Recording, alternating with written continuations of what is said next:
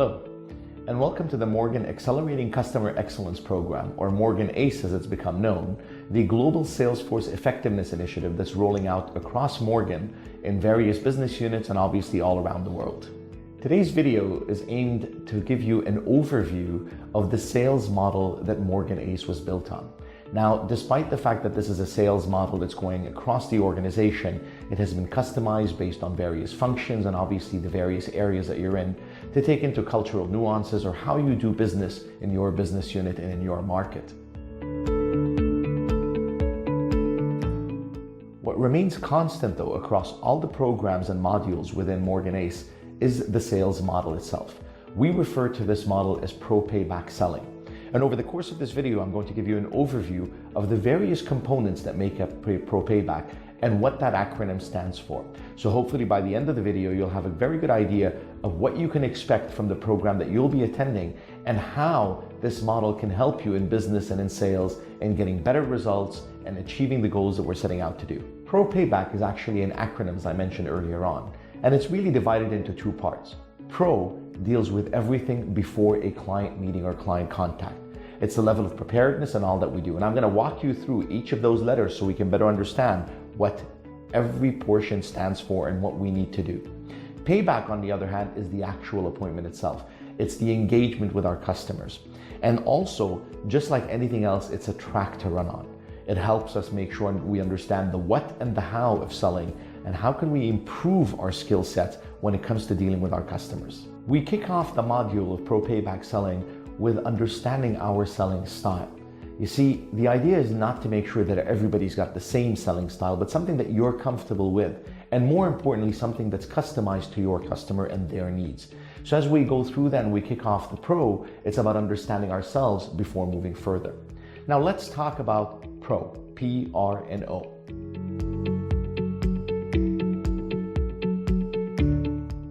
Let's start with the P from PRO. It stands for planning and preparation. And as every salesperson knows, that is the crux of getting things right. It's making sure that we know what is it that we want to do. So during this segment, when we talk about planning, it's about planning our time, making sure that we understand where we're spending this. It's about running what we refer to as the impact effort grid, a fantastic tool that actually allows us to understand where am I spending my time and what's the return on investment. Similarly, we would be using the Eisenhower box to understand the sense of urgency and importance of other things. By the end of this segment, we start to understand and know what we need to do before we even pick up a phone or visit a customer on site. The R of PRO stands for research. And maybe we don't do enough of that in our businesses. Research is in a number of areas. It's not just simply knowing where the customer's location is and this is where I'm heading, but rather it's understanding the global factors, the economies, what's going on in their own market. It's understanding the competitive forces that are going on in the local markets that are happening. The studies that we've done often show that customers want to know that the person they're buying from truly understands their business. And in order to do so, we need to be able to research properly.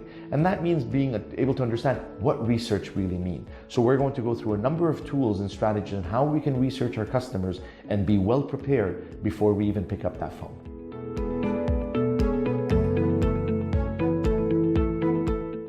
Now the O in PRO stands for objective. And that's really about objective setting. You see, a very long time ago, the famous Peter Drucker had said, always begin with the end in mind. And I think that's extremely important. For us to succeed, we have to know what is it that we want to get out of every single meeting or every single communication with clients. What do I mean by this? There are typically two types of objectives that we go after. One, we may be having an information-seeking meeting. Two, we might be looking for a decision-making meeting. And it's very important to determine before we set out there which of these we're looking for. This helps us manage expectations and manage our time and our planning appropriately. Moreover, it's about milestoning. You see, it's not enough to just set out an objective of what I want, but it's also important to recognize how will I know that I'm on track. During this segment, we're going to go through the methods of SMART and even smarter objectives as we refer to them, and furthermore to how to milestone all of these to make sure that we have small successes that tell us we're on the right track and to keep going. This is a self-motivation mechanism that's very, very important for a lot of salespeople out there.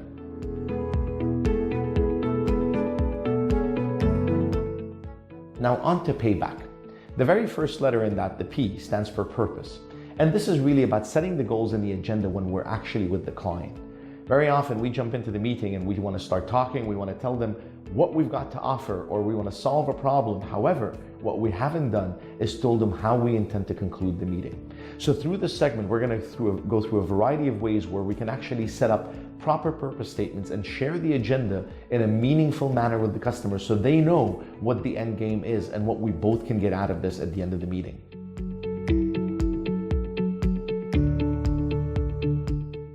The A in payback stands for attention getter. We've all been in a situation when we show up to the customer, and as much as we go through the pleasantries and everything is going well, they're not necessarily focused or with us. They might be distracted, they're in the warehouse, they're on site, they might be on the shop floor, they might be talking to their staff, whatever it might be, and it's distracting. It's simply not properly focused. In order to get to the next phase and ensure that we can actually position our value to them, we have to get their attention. We'll be going through attention getters such as facts, linking questions, how to use referencing, and a variety of other methods to make sure that before we go to the next step, we have their undivided attention. So during this segment, we'll have a few tools to share with you, plus the methods that we can apply instantly in getting better focused appointments. The Y in payback is arguably one of the most important steps in the entire sales process, and this stands for you investigate. You see, all of the sales studies that we've done, and we've done them year after year on a global level, buyers keep telling us one thing: I want a salesperson who's got great questioning and listening skills. We tend to go into a meeting and the first thing that we want to do is sell. We want to start talking, we want to tell them what it is that we have to offer and why they need it. However, have we paused long enough to find out what it is that they need? Have we questioned them appropriately? So during this segment and this very, very important step, we will learn how to investigate further and ask the right questions to make sure that we use both open and close-ended questions. We use probing techniques. We utilize what we refer to as the TED technique to make sure that we get them to talk and tell us what it is that they're looking for before we're ready to share with them our value proposition. In addition to that, we want to talk about effective communication, because questioning, asking the right questions, and listening properly are all part of communication. And that also includes body language, nonverbal communication. It might refer to paraverbal and the tone of voice that we're utilizing, and a number of other areas. You see, it really is the full package, and we've got to make sure that we're reading the body language and we're reading the tone of the customer even at this point and early on. This will help us in investigating further and walking away with the right information that we're looking for to be able to come back with something that's worth listening to.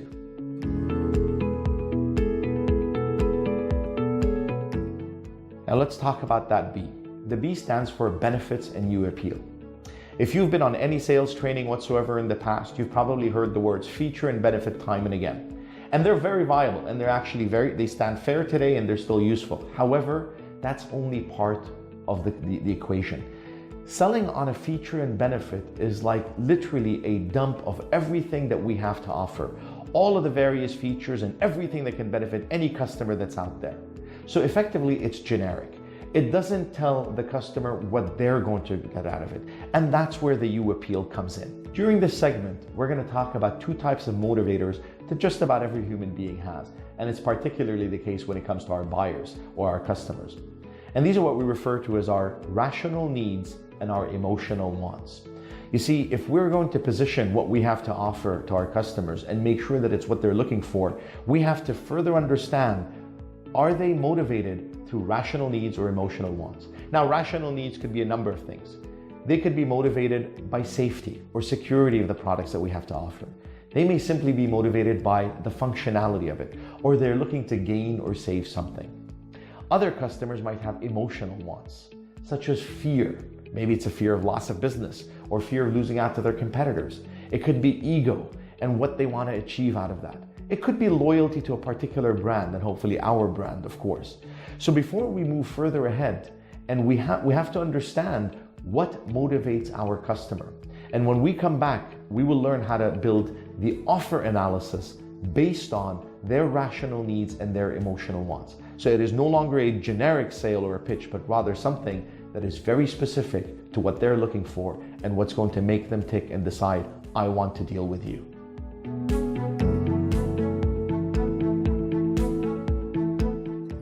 The second A in payback stands for answer objections. I would love to tell you that if you apply the first few steps, it's smooth sailing from here and there are no objections. The fact of the matter is, and if you've been in sales for even one day, you realize that objections are simply a part of life and what we do. Some of the exercises that we'll be working through during this segment here is understanding what are the objections that we face. You see, if you've been in sales long enough, and it doesn't take very long, you've probably heard every possible objection there is in the business. And I want to draw a parallel to this with education or schooling. If you think back to your school days and you had an examination coming up, let me ask you, if somebody handed you the questions of that exam, would you not be well prepared and find all of the answers that might exist and make sure that you ace it? It's no different in the objection handling world. You see, we've heard them all. Whether they're 1, 2, 3, 5, or even 10 objections, we know what they are. But do we do enough work to prepare ourselves with all of the possible responses, and how do we answer objections? This is what I refer to as the objection handling handbook. It is a guide that helps us prepare and make sure that we are ready to handle every possible objection that comes our way, as long as we customize the response and how we deal with that customer and the client's needs. Furthermore, there's an actual process to handling and answering objections. We're going to go through that as a very interesting tool in how we listen, pause, clarify, appreciate the objection, and then make a decision on what we call the hinge. Is it a major objection or is it simply an information gathering objection? Those two are very different processes. One requires a clarification, while the other one, the major objection, requires us to justify or rectify the way that we handle that. It's a very impactful way to make sure that we don't leave anything to chance when it comes to handling objections and giving our clients the answers that they're looking for. One of the most common objections that people fear is that of price. We know it's coming. The customer wants a better deal. Purchasing is pushing for better prices. The economy tells them, you know what, it's rough times. We need a better deal. So obviously, we may not always be well prepared. And to prepare for that, it means understanding our financials. So during this segment, we've actually added a piece on financial acumen, understanding gross margins, net profit, understanding discounting and what that means to payment terms. All of this will be covered so you're better equipped to answer the questions that might come up from your customers and handle any potential price objections that may inevitably come your way.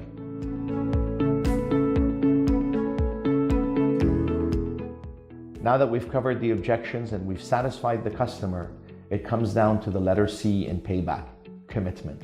This is really about asking for the business and the sale.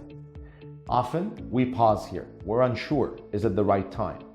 Can we do so at this stage or do we have to wait? No matter what it is, if you followed the steps so far, you've satisfied everything that the customer is looking for. And it really comes down to putting pen to paper.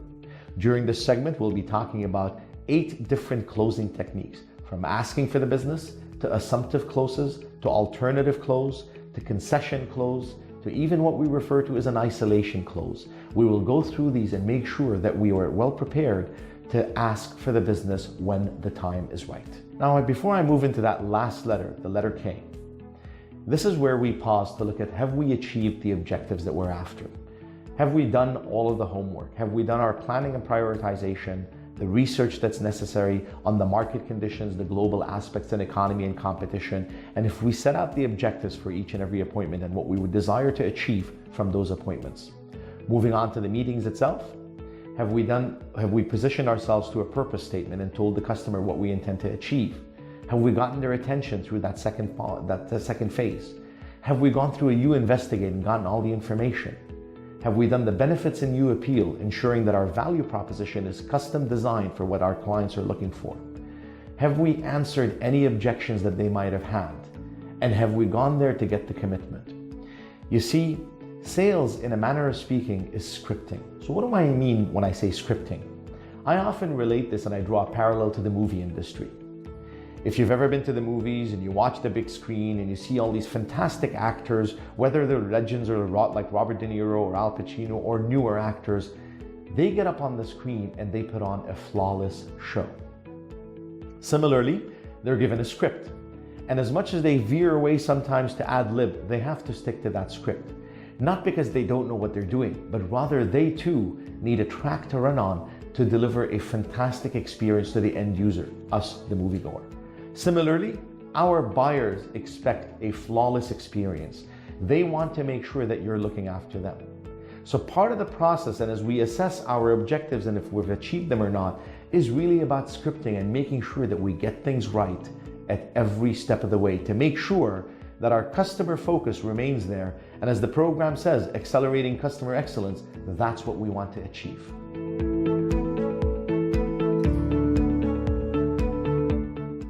Now, the last letter in payback is K, and that stands for keep developing.